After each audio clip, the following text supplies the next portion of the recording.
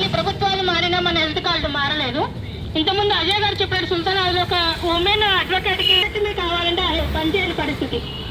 అందుకే ప్రతి సంవత్సరం చెప్తా ఉన్నాం హెల్త్ కార్డులు ఇస్తున్నారు 2019 లోపు ఉన్న వాళ్ళందరికీ. కానీ అందులో మహిళలకు ఉపయోగపడే హెల్త్ కార్డు ఏం పనిచేయట్లేదు. 30 సంవత్సరాల డుగెక్టమీ కావాలి, 45 సంవత్సరాల తర్వాత హిస్టెక్టమీ కావాలి. ఆ రెండు అందులో లేవు. మరి మహిళలకు ఎందుకు ఉపయోగపడుతోంది? ఎందుకు ఇస్తున్నారు హెల్త్ కార్డులు? అలాగే 2019 తర్వాత మొన్న మీరు టెండర్ చదివి ఉంటారు అందరూ. టెండర్ ఇచ్చినప్పుడు 20,000 మందికి టెండర్ ప్రకటన చేశారు. 20,000 మందికి మాత్రమే టెండర్ ఇచ్చారు. అందులో ప్రసూతి లేదా లేకుండా అందులో కూడా ప్రసూతి లేదు. కాబట్టి ఇలాంటి టెండర్ ఇంకా మిగతా 35,000 మందిని ఏం చేద్దాం అనుకుంటుంది గవర్నమెంట్? ఎందుకు ఇవ్వలేదు ట్రస్ట్? మరి ఎవరి గురించి సలహాలు తీసుకుంటున్నారు? ఎవరి పిలిచి సలహాలు తీసుకున్నారు? ఏ ఆర్గనైజేషన్ పిలిచి సలహా తీసుకున్నారు?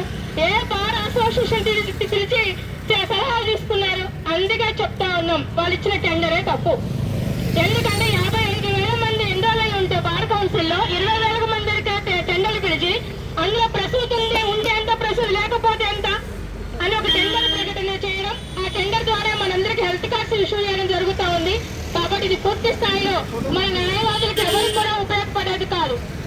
ఇంకా హెల్త్ కార్డులు ఉన్న వాళ్ళు కూడా మాది చాలా ఇంటీరియర్ ప్లేస్, ఉండడానికి కార్పొరేట్ సంస్థలు ఉన్నాయి కానీ ఆ హెల్త్ కార్డు ఉపయోగపడదు. అలాగే నిర్మల్ లాంటి విలేజెస్ ఉన్నాయి, మోసల్ కోర్సు నడుస్తున్నాయి, భద్రాచలం లాంటి కోర్సు ఉన్నాయి. మరి అక్కడి నుంచి కార్పొరేట్ హాస్పిటల్కి రావాలంటే దాదాపు 70-80 కిలోమీటర్లు ప్రయాణం చేయాల్సి వస్తుంది. మరి ఆ కార్డు ఎప్పుడు ఉపయోగించుకోవాలి? మఫ్జల్ కోర్టులో ఇస్తున్నటువంటి హెల్త్ కార్డ్స్ మఫ్జల్ కోర్ట్స్ పరిధిలో ఏదైనా ఒక కార్పొరేట్ హాస్పిటల్ కానీ లేదా ఇంకేదైనా హాస్పిటల్ ఉన్నప్పుడు ఆ హెల్త్ కార్డును వర్తింపజేయగలిగితే సత్వరంగా వైద్యాన్ని అందించగలుగుతారు.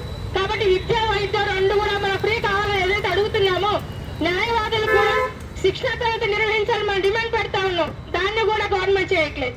అలాగే వైద్యం మనకు ఫ్రీగా ఉండాలంటున్నాం, అది కూడా చేయలేని పరిస్థితిలో ఉంది. కాబట్టి న్యాయవాదులుగా ఇంత మంది టెండర్ ఆకలి మంటలతో కూడా ఇక్కడ కూర్చొని ధర్నాకి మీరందరూ విచ్చేసి ఉన్నారని నలుమూల నుంచి ప్రతి ఒక్కరు కూడా ధన్యవాదాలు తెలియజేస్తూ భవిష్యత్తులో all India lawyers union Telangana రాష్ట్ర కమిటీ పిలుపులు, అలాగే ప్రభుత్వం పైన మనం చేస్తున్నటువంటి వివిధ రూపాలలో జరుగుతున్నటువంటి నిరసన కార్యక్రమాల్లో మీరందరూ పాల్గొనాలి.